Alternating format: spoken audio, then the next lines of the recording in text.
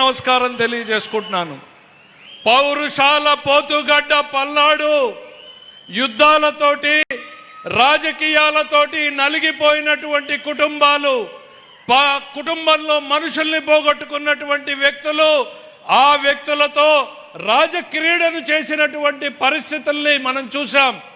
తమ రాజకీయాల కోసం ఈ ప్రాంత వైషమ్యాలను పెంచి పోషించినటువంటి రాజకీయ పార్టీలు ఒకవైపు ఉంటే, మరోవైపు వాళ్ళ కూటమిని చూస్తా ఉన్నాం. ఈ రాష్ట్రం అభివృద్ధి చెందాలి, ఈ ప్రాంతం అభివృద్ధి చెందాలి, ప్రతి కుటుంబము అభివృద్ధి చెందాలి అని ఢిల్లీ నుంచి గల్లీ దాకా కూడా కళ్ళి మన ముందుకు కదిలొచ్చి ప్రతి కుటుంబానికి లబ్ధి జరిగేలా 1,00,000 కుటుంబాలకు 3,000 కోట్ల రూపాయల్ని అందించేటువంటి ఈ చారిత్రాత్మక కార్యక్రమం అనేటువంటిది నాడు పల్నాడు సీమలో బ్రహ్మనాయుడు ప్రారంభించినటువంటి చాపకూటి సిద్ధాంతాన్ని గుర్తు చేస్తుంది. సామాన్యుడికి సైతం అధికారాన్ని అందించేలా, ఆర్థిక పరిపుష్టిని చేకూర్చేలా చేపట్టినటువంటి ఈ కార్యక్రమం పల్నాడులోనే కాదు, ఈ ఆంధ్ర రాష్ట్ర చరిత్రలోనే ఓ మైలురాయిగా మారుతుంది అన్నటువంటి విషయాన్ని సందర్భంగా గుర్తు చేస్తా ఉన్నాం. మీ అందరికీ ఒకటే గుర్తు చేస్తా ఉన్నాం, డబుల్ ఇంజన్ సర్కార్ రాష్ట్రంలో వారసత్వంగా మనకు వచ్చింది. 9,75,000 కోట్ల అప్పులు, ఉద్యోగుల బకాయిలు చెల్లించకుండా ఆగిపోయినటువంటి బకాయిలు, విద్యార్థుల మధ్యాహ్న భోజనం సైతం బిల్లులు చెల్లించకుండా వదిలేసిపోయి అస్తవ్యస్తంగా ఉన్నటువంటి పరిస్థితుల్లో నరేంద్ర మోడీ గారిని, నారా చంద్రబాబు నాయుడు గారిని, పవన్ కళ్యాణ్ గారిని నమ్మి ఓట్లేసినటువంటి ప్రజలకు మాకొచ్చిన వారసత్వం నుంచి బయటకు ఎలా పోవాలా అని ఆలోచిస్తున్న తరుణంలో కేంద్రంలో ఉన్నటువంటి నరేంద్ర మోడీ గారి ఆశీస్సులతోటి, మరీ ముఖ్యంగా సీతారామన్ గారి ఆలోచనలతోటి ఈ రాష్ట్రం వెంటిలేటర్ నుంచి ఇవాళ నడిచే పరిస్థితికి వచ్చింది. పరుగులు పెట్టేటువంటి పరిస్థితి కూడా తొందరలోనే ఉంది అన్నటువంటి నమ్మకాన్ని ఇవ్వదలుచుకున్నాం. ఈ రాష్ట్ర ఆర్థిక మంత్రిగా నేను ఎప్పుడు చెప్తాను, నాకు ఆదర్శం ఎవరంటే కుటుంబాన్ని గౌరవంగా నడిపేటువంటి తల్లే నాకు ఆదర్శం. తన ఎన్ని కష్టాలున్నా, ఎన్ని ఇబ్బందులున్నా, ఆదాయం ఉన్నా లేకున్నా, అప్పులున్నా సరే భర్తకి ఏం కావాలో చూస్తుంది, కొడుకు చదువుకి ఏం కావాలో చూస్తుంది, అత్త ఆరోగ్యానికి ఏం కావాలో చూస్తుంది, కన్న కూతురింటికి వస్తే కాన్పుకి ఏం కావాలో చూస్తుంటుంది, పక్కింటికి తెలియకుండా తన కుటుంబ గౌరవాన్ని ప్రతిష్టని నిలబెడుతుంది.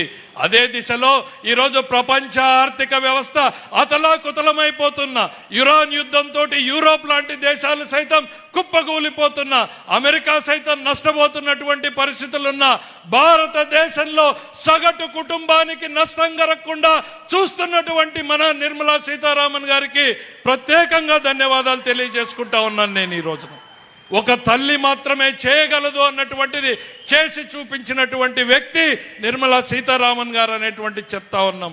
ఈరోజు ఈ దేశం ఇంత సుభిక్షంగా ఉంది అనంటే చంద్రబాబు నాయుడు గారు ఎప్పుడు చెప్తా ఉంటారు, రైట్ మ్యాన్ రైట్ టైం ఈరోజు దేశంలో ఉన్నారు. దేశంలో నరేంద్ర మోడీ గారు ఉన్నారు, ఇక్కడ మాకు చంద్రబాబు నాయుడు గారు ఉన్నారు. అందువల్లనే ఈ రాష్ట్రం, దేశం సుభిక్షంగా ఉంది అని నమ్ముతా ఉన్నాం. నేను ఎప్పుడు కూడా చెప్తా ఉంటాను, మీరు 2024లో వేసినటువంటి ఒక ఓటు లక్షల రూపాయల లబ్ధి చేకూర్చింది, 1,000 రూపాయల సంక్షేమాన్ని కల్పిస్తా ఉంది. ఒక ఓటు అమరావతికి 15,000 కోట్లు, ఒక ఓటు పోలవరానికి 12,000 కోట్లు, ఒక ఓటు విశాఖ ఉక్కుకి 12,000 కోట్లు, ఒక ఓటు రైల్వేలకి 70,000 కోట్లు, ఒక ఓటు నేషనల్ హైవేలకి 70,000 కోట్లు, ఒక ఓటు విశాఖకి రైల్వే జోన్, ఒక ఓటు తల్లికి వందనంలో 15,000 కోట్లు, 15,000 రూపాయలు, ఒక ఓటు అన్నదాత సుఖీభవ, ఒక ఓటు ఉచిత బస్సు, ఒక ఓటు 1,00,000 కోట్ల BPCL ప్రాజెక్ట్, ఒక ఓటు 1,00,000 కోట్ల గూగుల్, ఒక ఓటు 1,00,000 కోట్ల ఆర్సిలర్ మిట్టర్, 12,500 ఉద్యోగాలు, పోలీసు ఉద్యోగాలు, 20 లక్షల ఉద్యోగాలు తీసుకురావడమే లక్ష్యంగా పనిచేస్తోంది ఈ ఎన్డీఏ ప్రభుత్వం అనేటువంటిది గుర్తు చేస్తా ఉన్నా. ఇక ఈ రాష్ట్ర మంత్రిగా నిర్మలా సీతారామన్ గారు మనకు అందిస్తున్నటువంటివి చెప్పాలి. ఏ కష్టం వచ్చినా, ఎప్పుడు తలుపు తట్టినా నో అనకుండా మనకి అది పోలవరం మేడం మీరిచ్చినటువంటి ఢిల్లీలో మాకున్నారు అన్నటువంటి ఒక భరోసా ఇవాళ మాకు కల్పించారు మీరు. మేము పోలవరం మీద వెళ్తే వెంటనే సంబంధిత అధికారులతో మీరు మాట్లాడతారు. మాకు ఇబ్బందులు ఉన్నాయి మేడం, గత ప్రభుత్వం 12% 13% వడ్డీలతో చేసింది అంటే బ్యాంకులతో మాట్లాడి మీరు 9% ఇప్పించారు. మీరు అడుగడుగునా మీరు అండగా నిలుస్తున్నారు. విశాఖ ఎకనామిక్ జోన్ కావచ్చు, రాయలసీమ హార్టికల్చర్ హబ్ కావచ్చు, మా ముఖ్యమంత్రి గారు ఏ ప్రతిపాదన పెట్టినా కూడా కాదనకుండా మీరు దాన్ని పరిష్కారం చేస్తున్నందుకు మీకు రాష్ట్ర ప్రజల తరఫున ప్రత్యేకంగా హృదయపూర్వకంగా ధన్యవాదాలు తెలియజేసుకుంటున్నాం మేడం. ఒక్క మాట చెప్పి ముగించదలుచుకుంటా ఉన్నాను. నేను ఈ రాష్ట్రం కోసం ఢిల్లీ ఎట్లా పనిచేస్తుందో చెప్పాలి అని అంటే ప్రత్యక్ష సాక్షిగా చెప్పాలి. ఢిల్లీ విశాఖ ఉక్కు, మన విశాఖ ఉక్కుని ఆ రోజున వాజ్పేయి గారి కాలంలో చంద్రబాబు నాయుడు గారే అది మూసివేయకుండా కాపాడబడింది. మళ్ళీ గత 5 ఏళ్లలో నిర్లక్ష్యానికి గురై మూతకబడితే రాజకీయాన్ని చేస్తున్నటువంటి పార్టీ ఒకవైపు ఉంటే, మరోవైపు ఢిల్లీలో దాన్ని కాపాడాలి ఎలాగైనా అని ఆ రోజు మొత్తం ఢిల్లీలోనే కూర్చున్నటువంటి ముఖ్యమంత్రి గారు అందరితోనూ కేంద్ర ఉక్కు శాఖ మంత్రులతోనూ మాట్లాడితే ఆ రోజు నిర్మలా సీతారామన్ గారు పర్యటనలో ఉన్నారు. కానీ వారిచ్చినటువంటి టైం రాత్రి 11:30కి నేను ఆఫీస్కి వస్తానండి, మీరు దయచేసి అందుబాటులో ఉండండి అని చెప్పి మొత్తం ఢిల్లీ ఆర్థిక శాఖ మొత్తం రాత్రి 11:30 గంటలకి వెయిట్ చేసింది.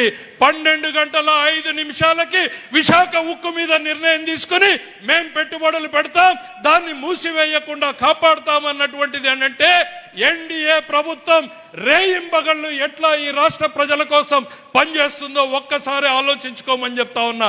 మీరేసేటువంటి ఒక్కొక్క ఓటు కూడా మన జీవితాల్ని మార్పు తీసుకురావాలని తపన పడేటువంటి నారా చంద్రబాబు నాయుడు గారి నాయకత్వం, ఇక్కడ ఢిల్లీలో నరేంద్ర మోడీ గారి నాయకత్వం, వారి బాటల్లో నడుస్తున్నటువంటి సీతారామన్ గారు, మనకి బాసటగా నిలుస్తున్నటువంటి వీరి నాయకత్వాన్ని బలపరచాల్సినటువంటి అవసరం ఉంది. నేను మళ్ళీ కూడా చెప్తా ఉన్నా, once again and again NDA in the state and the country అనేటువంటి నినాదాన్ని ఇస్తూ మీ అందరి వద్ద సెలవు తీసుకుంటాను. జై హింద్.